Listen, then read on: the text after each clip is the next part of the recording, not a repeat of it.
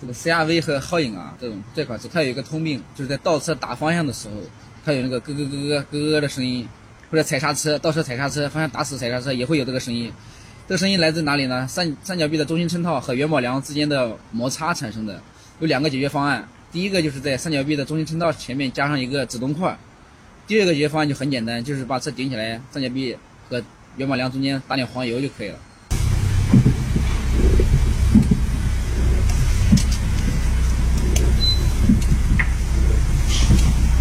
好，我们今天就把2个方案都给大家试一下。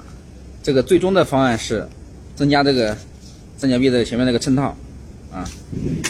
第一个方案就是上油，这个哪个位置啊？这三角臂，这个三角臂和元宝梁这个缝，它有磨的痕迹，很明显。我们上点油。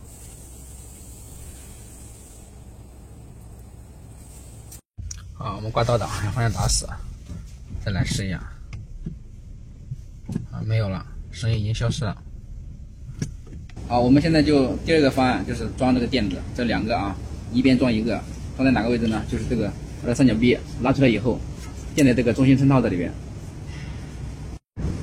好，这边也是一样的啊，另外一个就是装到这个前面来。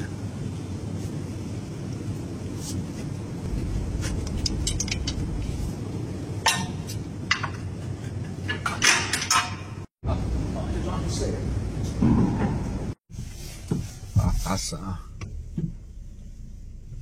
好了，故障也消除。